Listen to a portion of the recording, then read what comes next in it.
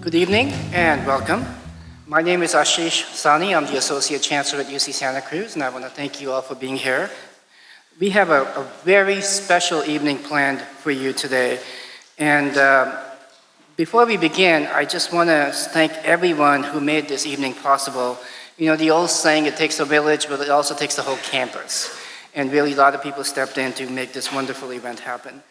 And this event today is sponsored by the Chancellor's Office, by the Office for Diversity, Equity, and Inclusion on the campus, the Anti-Defamation League, the Equal Justice Society, and the local NAACP. And so we want to thank them all for making this evening happen. If we can just give them a round of applause.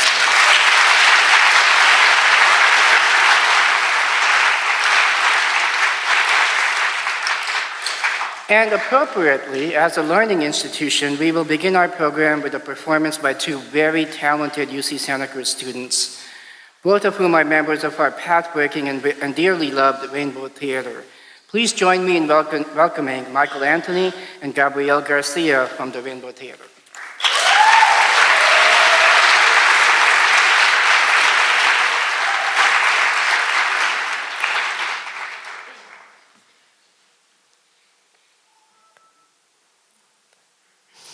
Let me take you back in time. High school, junior year. She was 5'6", 130 pounds, dark brown eyes, tall and wise, reckless and free. Michelle was all she wanted to be. A life? Gone. An ambitious dream claimed by a shadow. See, there's an imminent need for me to tell her story. See, Michelle was found nude and stuffed in the box on the 5 freeway. This is how they gossip. This is how they talk. But remember the way she used to sound with her thick hips and fast lips snapping with the sarcasm that was oh so loud.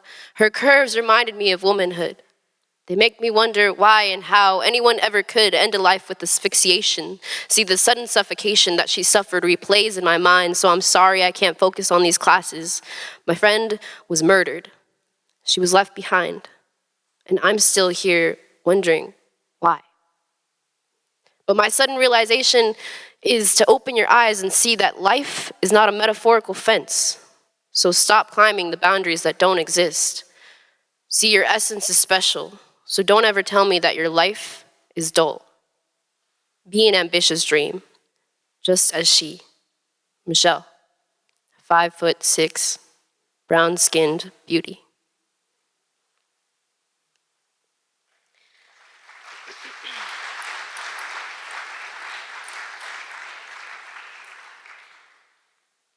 My mother is a hoarder, virgin saint bound in bureaucratic red tape. She slowly bit and digested it con the lengua that organized her to bring El Rancho to the United States. 1980, descent, the border, other side, buena suerte. Trabajó en el otro lado. Mom always did it para la familia. Ella creció en un rancho, tortillas de maíz growing up through the dirt floor, baby chivas carrying her to the apple tree. Un caballo grazed on grass while she looked into a reflection on the lake and never thought of me. El lago where she washed red-soaked rags that were her Under Armour. Mi madre sat by the lake where her mother used to wash baby's trapas. Los otros 17. Work, amar, love, gracias. Work, amar, love, gracias. My mother is a hoarder. My mother has every single drawing I've ever created. Mi madre todavía tiene mi primer zapato. My mother has 5 cats and 9 dogs. But Ama doesn't care that we think she's messy. Ma no le importa esas cosas. My mother never let me clean the house. She always made me read instead. My mother never let me throw things away. She always made me reuse them again. My mother cries when I tell her it's wrong. She doesn't hug me when she feels ashamed. Mi madre cries when I tell her it's not right. Ella thinks I am ashamed, thinks I'm only American. But mi madre es la única, the reason I am here. Mi madre es un lago de historia. My mother is not a hoarder. My mother is a saint.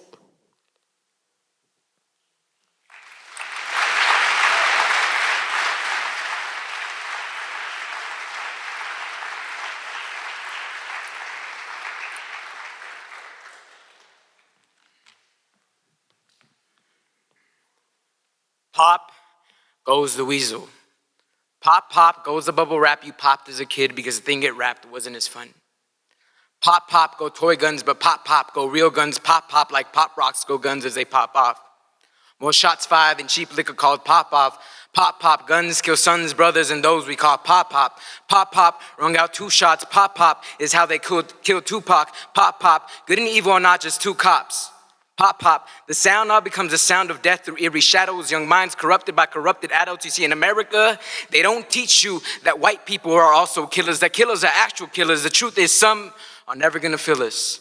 And every day we hear the sound, our lives we gotta save on. Pop, pop, why'd they kill Trayvon? You see, these are no longer toys, these are weapons of mass destruction. They are literally being used for progress disruption. So when America asks, why gangs happen to see power in a gun, it is because they, the larger gang, has led by example.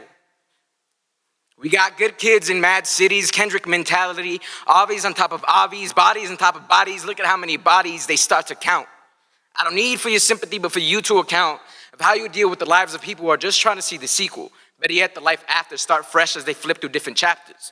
And I don't know if this is gonna be afterlife, but I'm tired of people only being able to live less than half their lives. You see, back home, I hear pop, pop more than birds chirping, where pop, pop means the enemies are lurking. You can see kids walking by, and for no given reason, you will hear pop, pop, pop, pop. You can't get it out of your mind. Pop, pop, pop, pop. Endless amounts of pops as a body could be shot. And then it ends. But why? Why don't we live in a world where people can be healing us, where every word I spit can have people feeling me, where pop, pop means more protection than death, more peace than deceased. Pop, pop.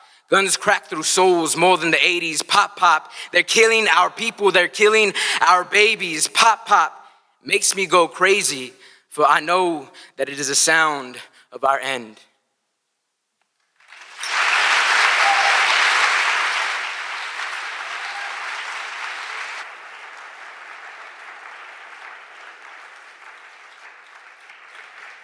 Please give another hand of applause to the young performers from the Rainbow Theater.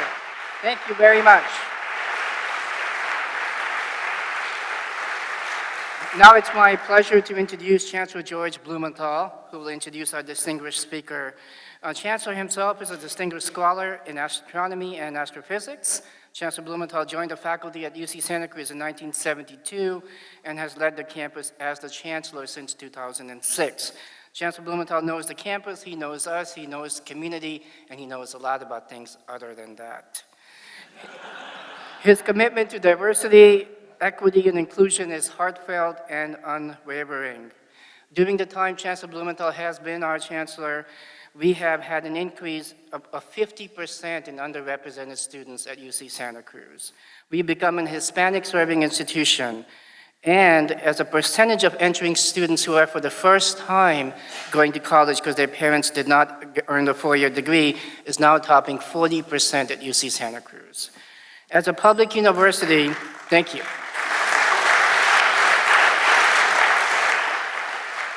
As a public university, Chancellor, along with the campus leadership, remains committed to serving and representing the great state that we are part of. Please welcome my boss, the Chief Banana Slug, George Blumenthal.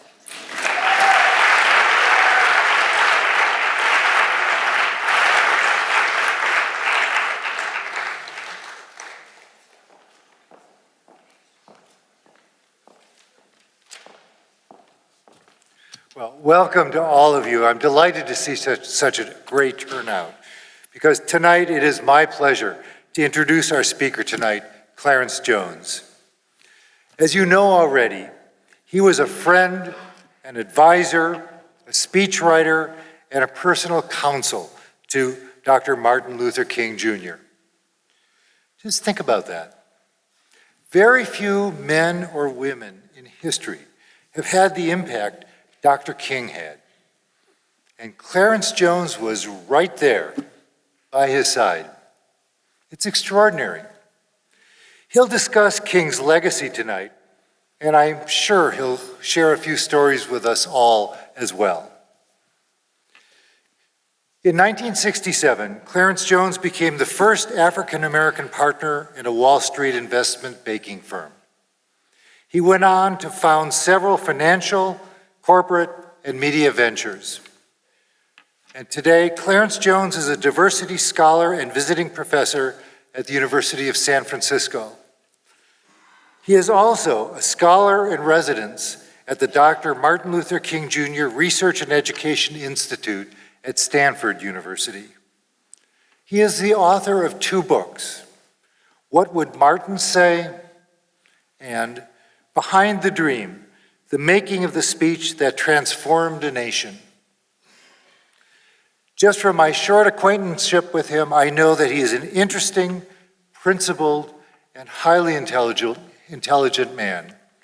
We are so fortunate to have Clarence Jones with us tonight, so let's give him a very, very warm welcome.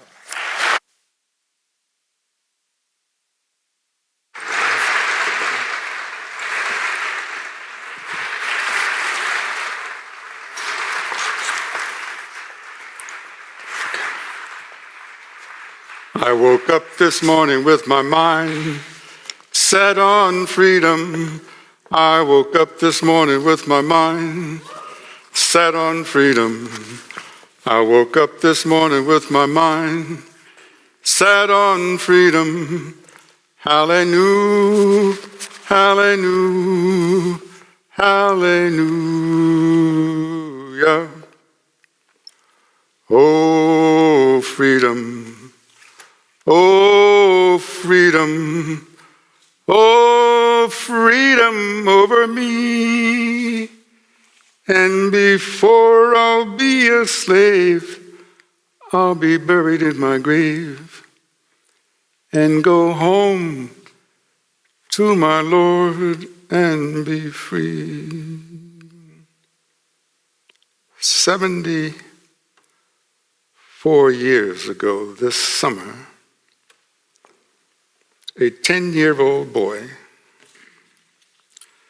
was visiting his parents at the seashore where they worked as living domestic household servants.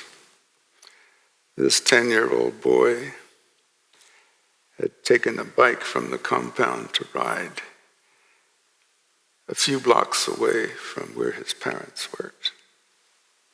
And as he was riding the bicycle, he found himself surrounded by white boys who, as they got near him, they called him names such as nigger, Sambo,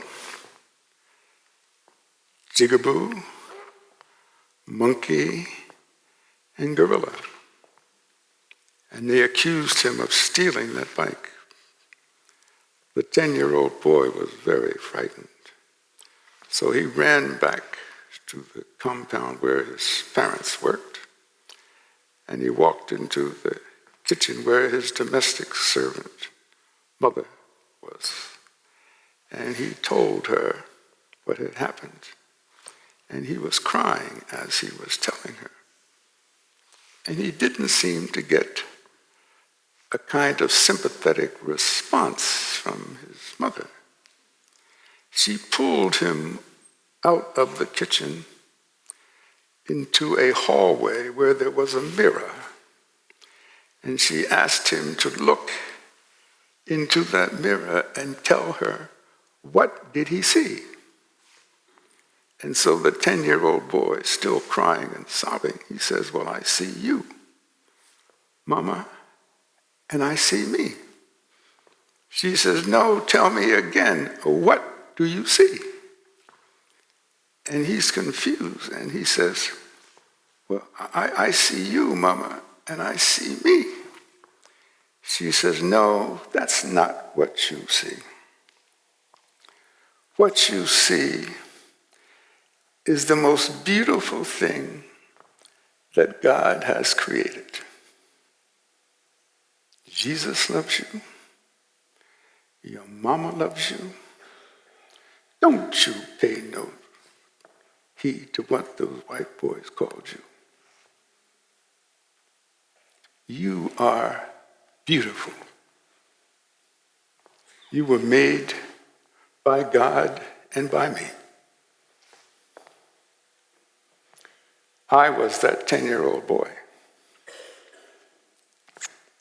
And so it's fitting that I tell you this story because sometimes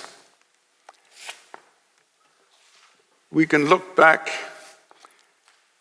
and be discouraged at some of the things that happen to us. And it is especially poignant that I tell you the story because today is the anniversary of the death of that woman, Mary Elizabeth Tolliver Jones, my beloved mother who passed on May 4th, 1952.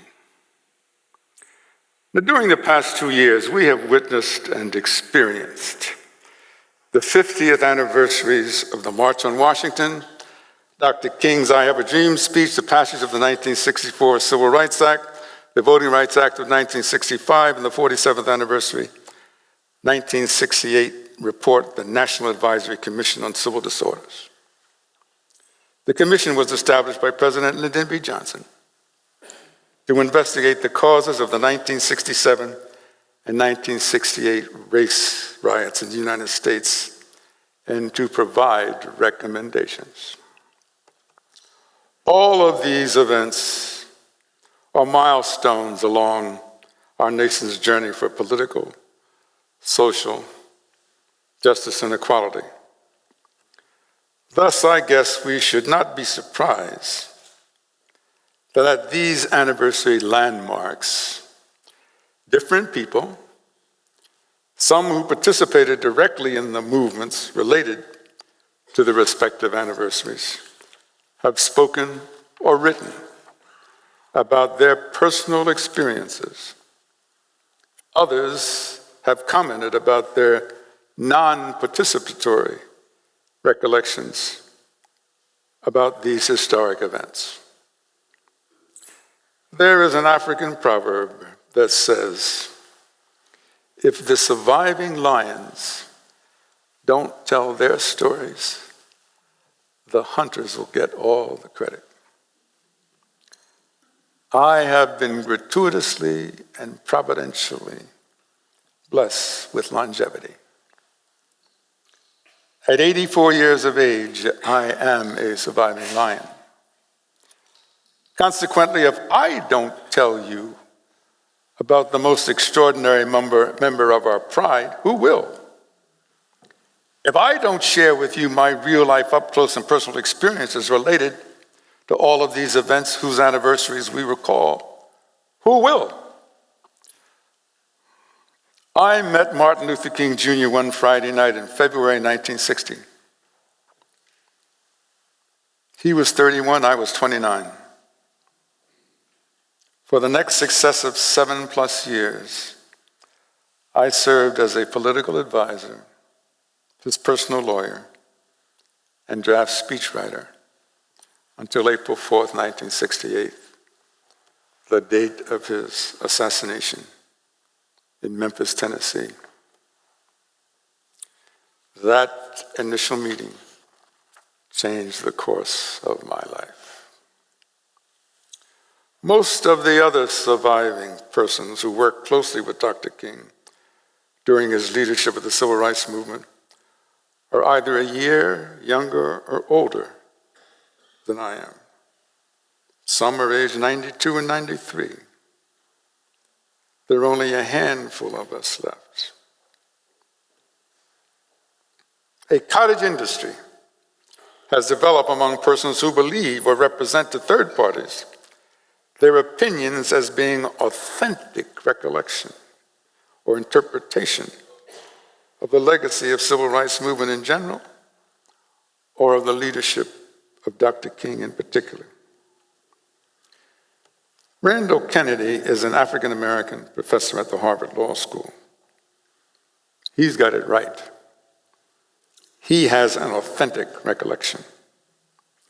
He wrote in an article which appears in the spring edition of the magazine Prospect. It is captioned, and I quote, "The Civil Rights Movement and the Politics of Memory." As opportunists tried to hijack the movement's legacy, let us remember what actually occurred. Professor Kennedy reminds us that, quote, "The civil rights movement shaped the way we comprehend and respond to protests that remain sharply contested.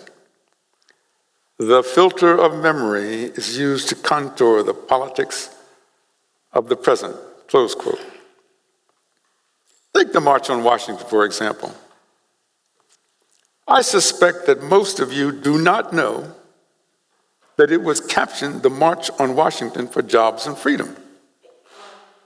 Nor do you know that 8 days before the march, engraved invitations were sent by the march leaders to every member of Congress. Half of them replied, more than 80 of them attended.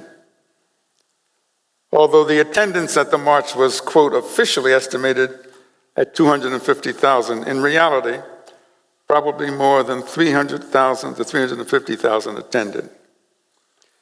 It was the largest assemblage of persons at one place, for one event, at one time, in the history of the United States." The actor Charlton Heston was the head of the so-called Hollywood celebrity delegation, which was organized by Harry Belafonte. Delegation consisted of people like Marlon Brando, James Garner, Shelley Winters, Sammy Davis, Paul Newman, Joanne Woodward, Shelley Winters, etc. The crowd was approximately 25% white. A. Philip Randolph, legendary African-American labor leader, was chairman of the march. He introduced Dr. King as, quote, "the moral leader of our nation," close quote. However, before Dr. King spoke, Rabbi Joachim Prinz, president of the American Jewish Congress, addressed the audience. His speech was one of the most powerful and eloquent statements of that day. Among other things, Rabbi Prince said, and I quote, "I speak to you today as an American Jew. As Americans, we share the profound concern of millions of people about the shame and disgrace of inequality and injustice. As Jews, we bring to this great demonstration, in which thousands of us proudly participate, a twofold experience, one of the spirit and one of our history. From our Jewish historic experience of 3,500 years, we say, our ancient history began with slavery and the yearning for freedom. During the Middle Ages, my people lived for 1,000 years in the ghettos of Europe. Our modern history begins with a proclamation of emancipation. It is for these reasons that it is not merely sympathy and compassion for the Black people of America that motivates us. It is above all and beyond all such sympathies and emotions a sense of complete identification and solidarity born of our own painful historic experience. When I was the rabbi of the Jewish community in Berlin under the Hitler regime, I learned many things. The most important thing that I learned under those tragic circumstances was that bigotry and hatred are not the most urgent problem. The most urgent, the most disgraceful, the most shameful, and the most tragic problem is silence. Today, if he witnessed demonstrations in Baltimore, Cleveland and Ferguson, Missouri, Staten Island, New York, Oklahoma, North Charleston, South Carolina, and elsewhere across our nation, he would probably repeat to us what he also said on that day before he sat down, and I quote, "America must not become a nation of onlookers. America must not remain silent. Not merely Black America, but all of America. It must speak up and act from the president down to the humblest of us, and not for the sake of the Negro, not for the sake of the Black community, but for the sake of the image, the idea, and the aspiration of America itself," close quote. In his autobiography, Dr. King described the March on Washington and his I Have a Dream speech in these words, quote, "The stirring emotion came from the mass of ordinary people who stood in majestic dignity as witnesses to their single-minded determination to achieve democracy in their time. The march was televised." Dr. King continued, "Millions of white Americans for the first time had a clear, long look at Negroes engaged in a serious occupation.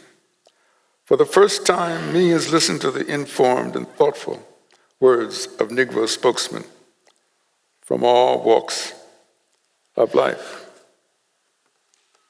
Now, probably you don't know, unless you read one of my books, that when Dr. King was introduced and he spoke,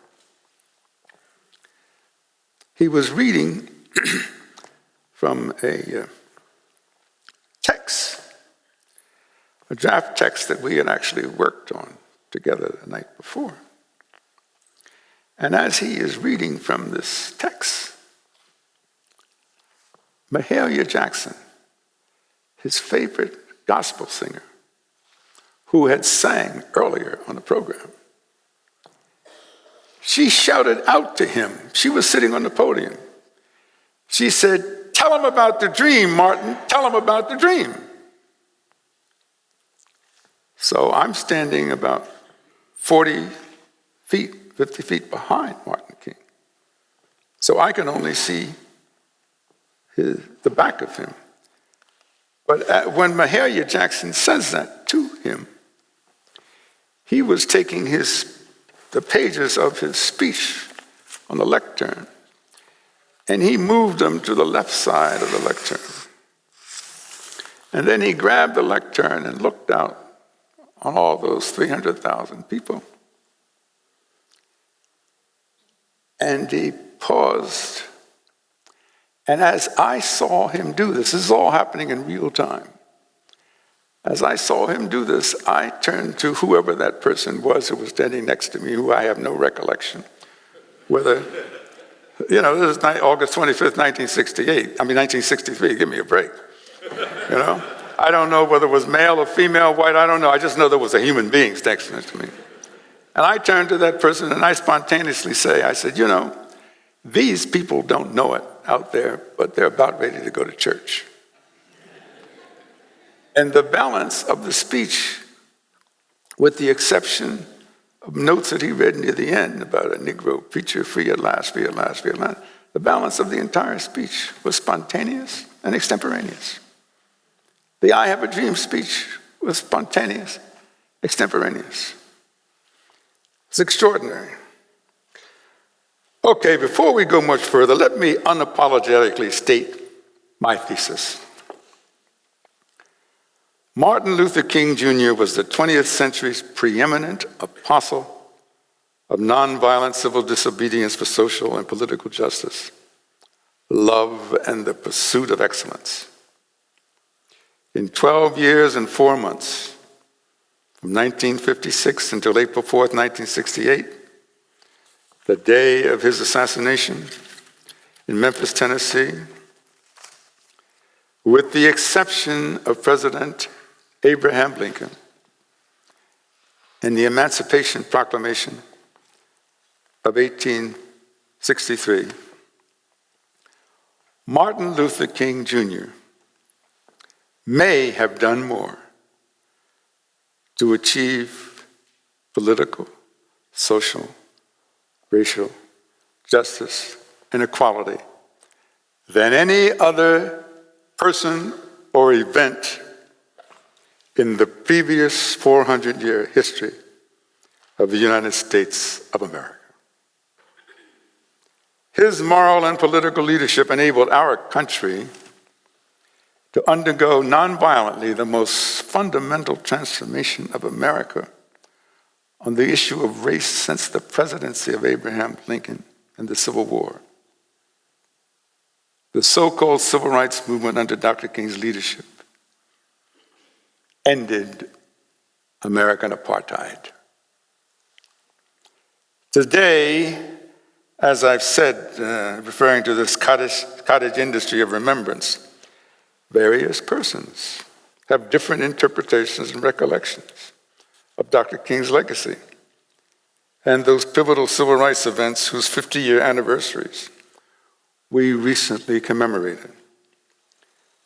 When we reflect back 50 years about the legacy of Dr. King and his I Have a Dream speech, we should understand that America owes a great debt to Martin Luther King Jr. Prior to him, the United States on the issue of race and race relations had become like an alcoholic or drug addict. We had tried unsuccessfully to end our addiction and dependency on racial segregation. Martin Luther King Jr., through his nonviolent civil disobedience to racial segregation, forced America's conscience to publicly confront the moral and constitutional contradiction between the way it treated 12% of its population, Negroes, and the principles and precepts enshrined in our Declaration of Independence and Bill of Rights. He took our nation by the hand and led us on a journey to morally recover, reclaim, and redeem our soul. We shall always be indebted to him. One of the things I learned and observed from working with Dr. King during that critical period was that he knew, and we understood with him, but principally under his leadership, that no matter how compelling on the merits the case for ending racial segregation in America was, it was simply not going to happen merely because 12% of the population jumped up and down and engaged in civil disobedience. It wasn't going to happen. Clearly, some of our black nationalists, political left people would tell us to grab rifles to impose our will on the 88% majority of the country. We knew that was a prescription for suicide. We also knew that since we can't compel America to buy into what we felt was an injustice, that somehow we had to persuade a majority of the white population to come to understand that it was in its self-interest that we should be free and the racial segregation should end. And what you may not know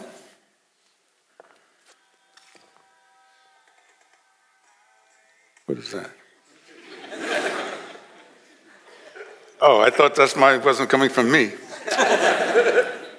What you may not know is that of the 88% of the population of, quote, white people, that component of the white population that responded most quickly and that identified with us by their physical participation and by their financial participation was the American Jewish community. And so I became curious as a young man, and I would ask Dr. King about that. And he would say to me, he said, you know, the Jewish people in America, among all of the people in the majority population, they have a historical and religious experience that most closely identifies with our struggle against slavery. He was the doctor in his name because it was a PhD in theology. So he was very knowledgeable. And then he was very influenced by that very close relationship he developed with one of the Jewish community's most outstanding rabbinical scholars, Rabbi Abraham Joshua Heschel. Rabbi Abraham Joshua Heschel told me personally, in the presence of Dr. King, he says, you know, when I came over here from Poland, I noticed that there was an eerie similarity, an uncomfortable similarity between the way I observed American white people treated Negroes and the way the Poles treated Jews in Poland.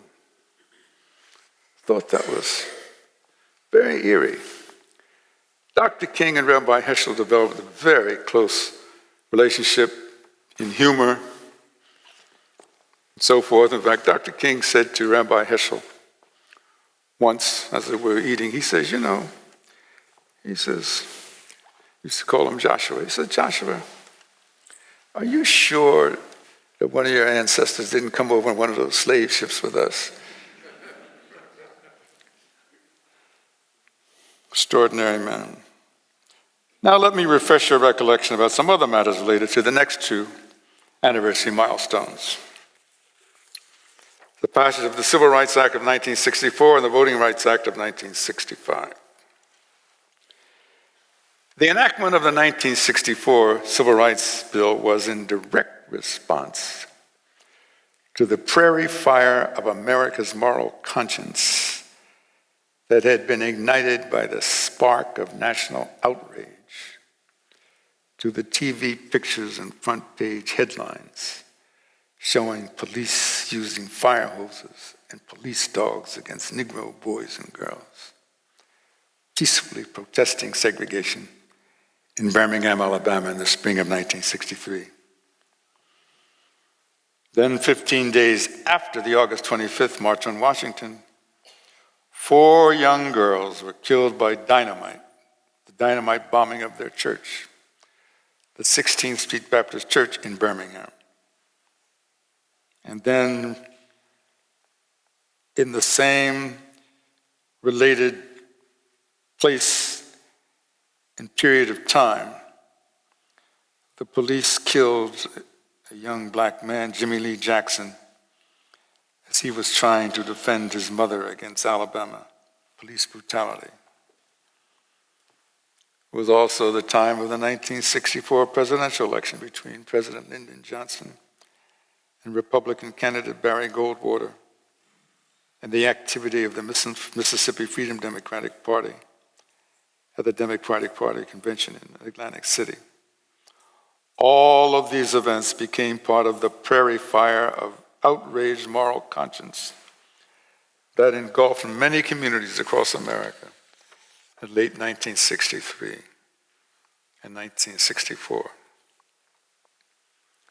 Few of you may know or remember that the passage of the Civil Rights Bill of 1964 required an earlier successful invocation of a rule in the United States Senate called cloture.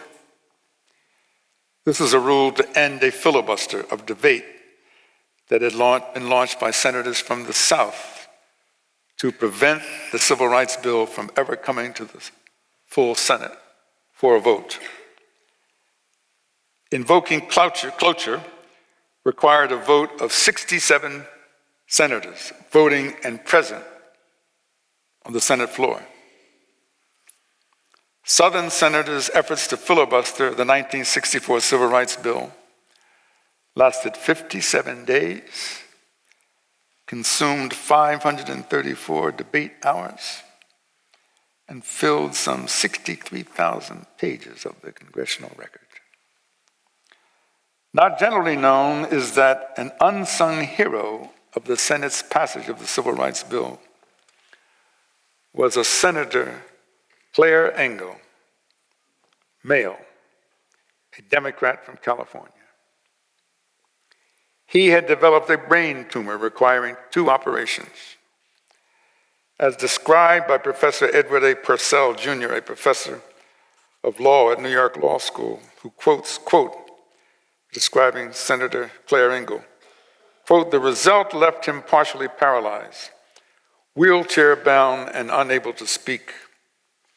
I recall the sight of the crowded Senate floor, seeing a man in a wheelchair being pushed onto the Senate floor, where he gained recognition from the clerk and cast an inaudible aye, vote in favor of cloture, by feebly lifting his hand and pointing to his eye."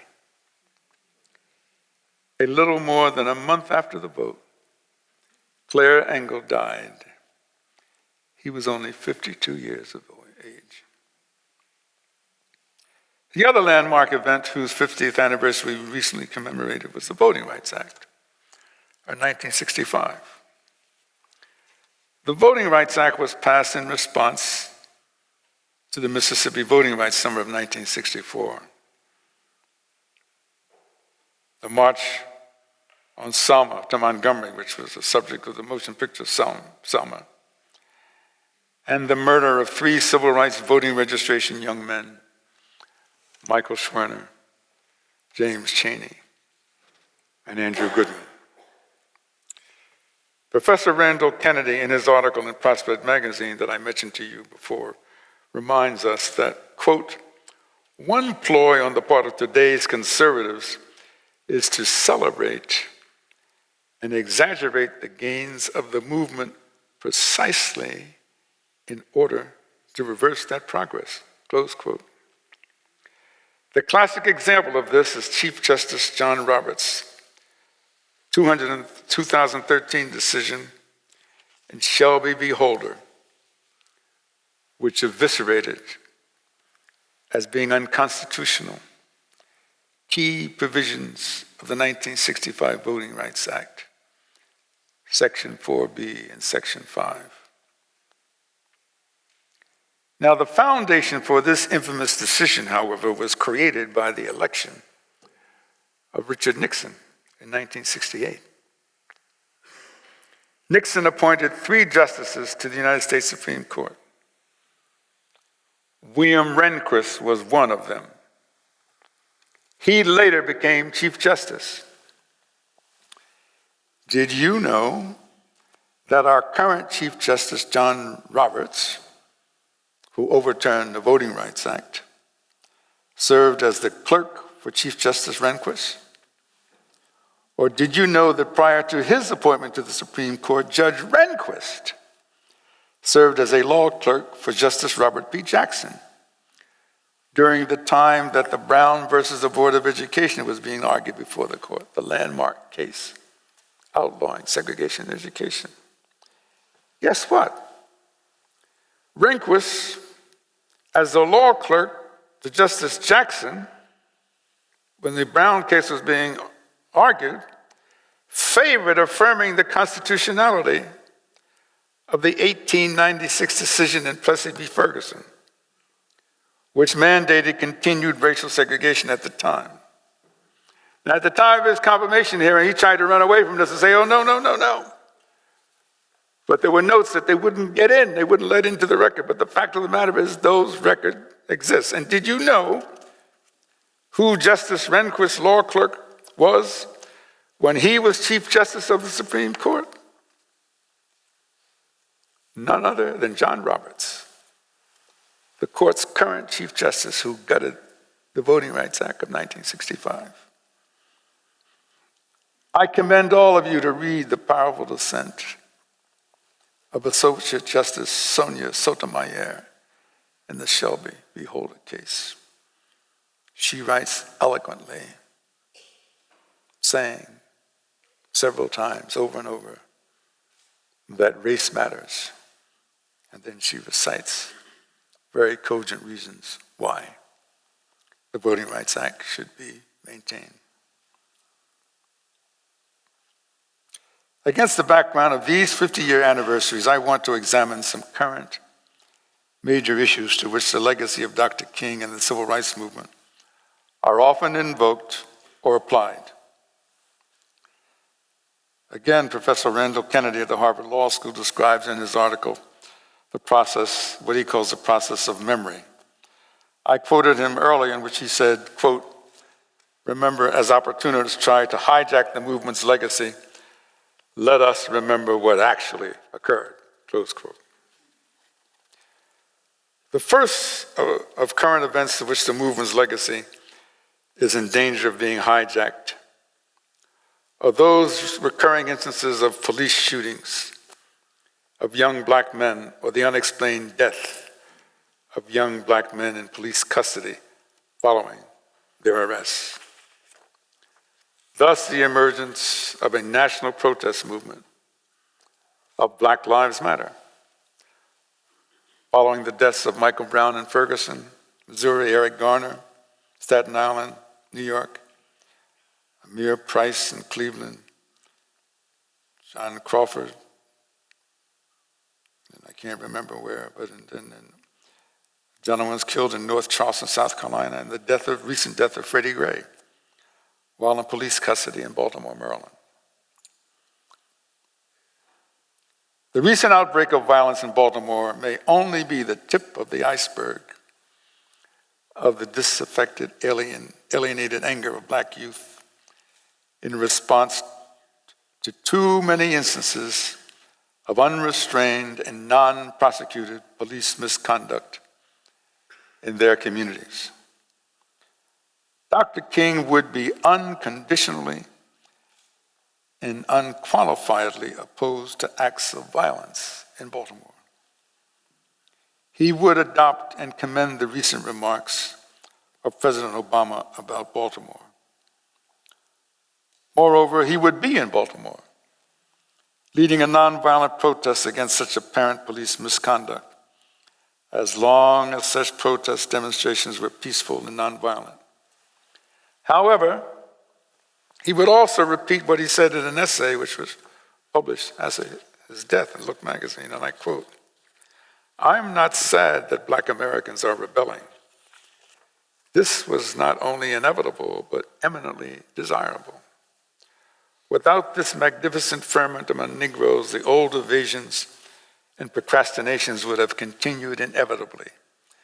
Black men have slammed the door shut on a past of deadening passivity," close quote.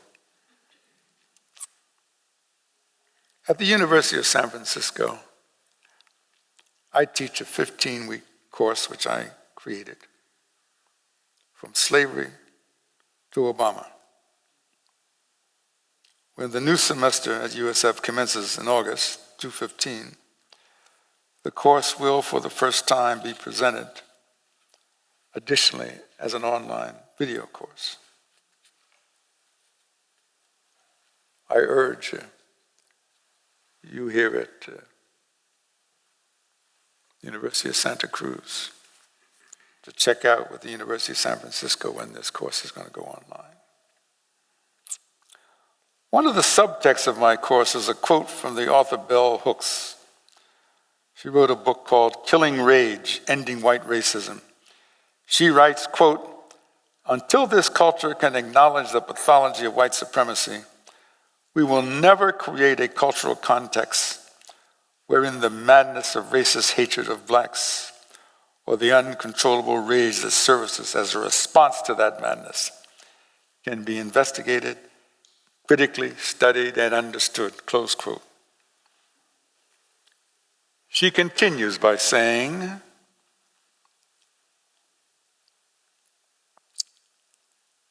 To maintain white supremacy, white folks have been teaching us to repress our rage, to never make them the targets of any anger we feel about racism, close quote.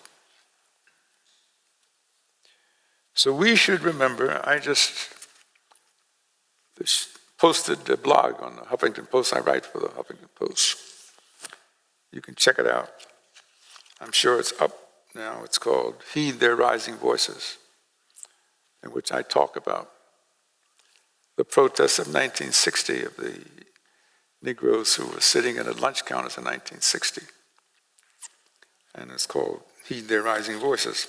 Not every young black man in wearing a hoodie or a headscarf and dark glasses is a thug. Yes, persons who commit violent criminal acts may act like a thug out of desperation. Persons we are quick to call thugs are also often struggling to become scholars. The front page of the Wednesday, April 29th, 2015 edition of the newspaper, the San Francisco Chronicle, carried a headline which said, quote, "Huge racial disparities in San Francisco arrest citations. Many more African Americans accused of resisting." The front page story by reporter Emily Green continued, quote, "African Americans in San Francisco are cited for resisting arrest at a rate 8 times greater than whites, even when serious crimes are not involved, according to statistics drawn from court records." Close quote. What should our response be as a nation when every 24 hours, 13 African American men or boys are the subjects of urban violence? What should our response be when the United States, with only 5% of the world's population, accounts for 25% of the world's prison population? Okay, let's pause a moment and take a look at another current issue that has caused various persons to invoke the memory and name and legacy of Dr. King. This is the Israeli-Palestinian dispute. Dr. King publicly supported the establishment of the State of Israel. He publicly opposed the mistreatment of Jews in the Soviet Union when that became an international issue.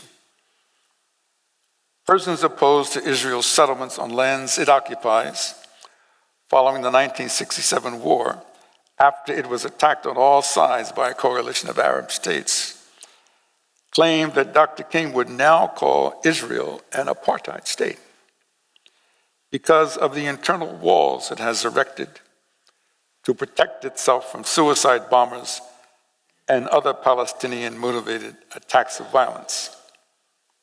The purpose of this assertion, of course, is to associate or identify Israel with the government of South Africa, when a government where 15% of the population, white, erected legal walls of required separation and segregation from 85% of the country's black and colored persons. Does this sound like the demographics of the State of Israel? Let's pause for a moment and set a reset button. Dr. King was no longer alive after April 1968. He was against and would be against any form of violence, whether perpetrated by Israel against Palestinians or Palestinians against Israel. Some claim that calling for a boycott of Israel for the international commerce of any goods made in Gaza or the West Bank under Israeli occupation is an application of Dr. King's legacy of seeking social justice, changes to nonviolence. How do they know this? I am certain this issue would have been actively discussed and debated among his cabinet of close kitchen advisors of which I was one. Let me make it very clear. The Martin Luther King Jr. that I knew and worked with often 24/7, from February 1960 until April 4th, 1968, would be opposed to all efforts to delegitimize Israel. Why do I say that? You can have differences and you can criticize Israel's policies, but there are efforts to delegitimize Israel. An effort to get the international community to cease recognizing it as a legitimate state. Now hold on. Now how did Israel come into existence? Why do they have this? Oh, there was something called the Holocaust. Oh yeah. There was something called the Holocaust. And generations and generations, 6 million or more of Jewish people were the subject of a calculated state policy of extermination by a regime politically, euphemistically called the Third Reich, AKA for Nazism. So those persons who want to delegitimize Israel want us to believe that those people and their grandchildren who suffered the Holocaust and who came and formed this state, because we have differences with one or more of policies that they pursued, that they should no longer be considered a nation.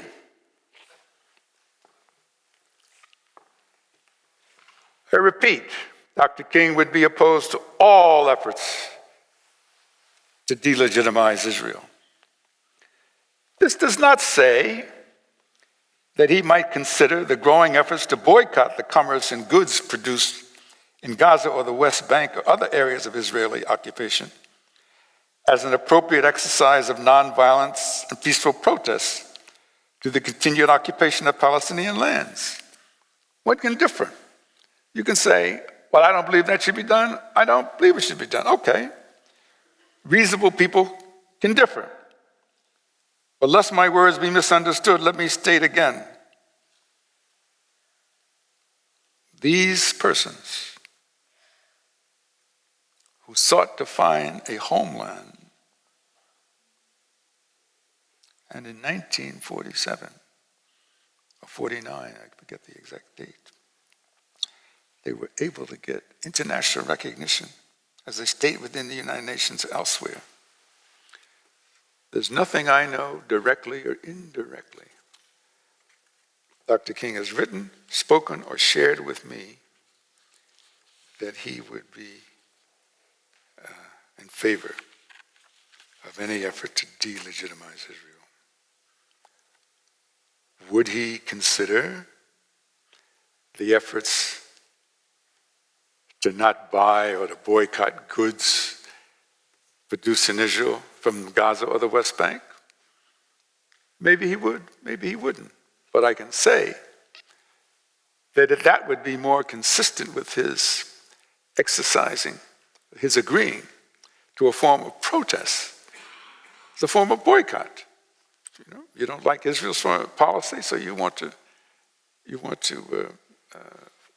have a form of boycott of their goods. That's not necessarily off limits, but that's something that reasonable men can differ, or reasonable persons can differ, not just men. And yes, there's no question that he would want a homeland for the Palestinian people. He would want a homeland concurrent. He'd want Israel to have a homeland concurrent with the Palestinian state and vice versa. And finally, my own personal peeve here. To all persons who, like me, support the formation of an independent Palestinian state, please do not, on the occasion of Dr. King's national holiday, hijack this national commemoration by stopping traffic on bridges, carrying Dr. King's picture and a Palestinian flag. Give me a break. Respect the sanctity and dignity of our nation's commemoration of this great lion for social justice and equality. As I said to you, there is this African proverb that if the surviving lions don't tell their stories, the hunters will get all the credit.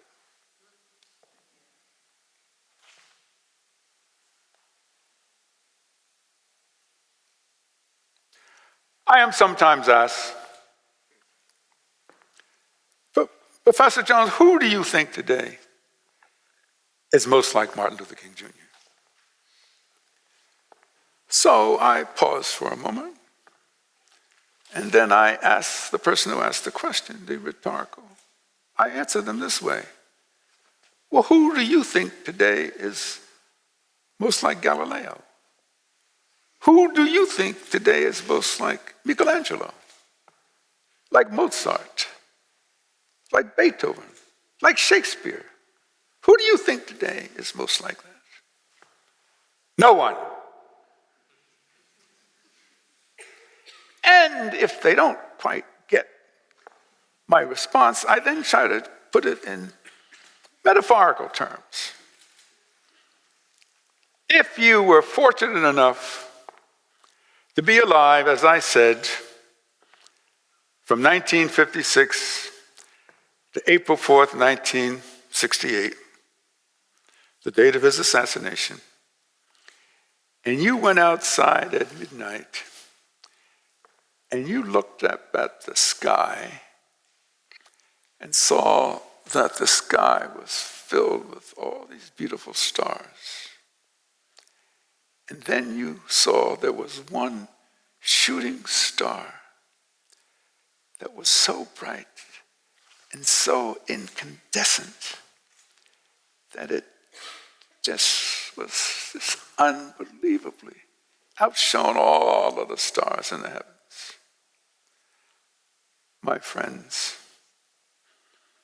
that shooting star was Martin Luther King Jr. Regrettably, we will never, never, never, ever see that shooting star again. Thank you very much. I'll take your questions.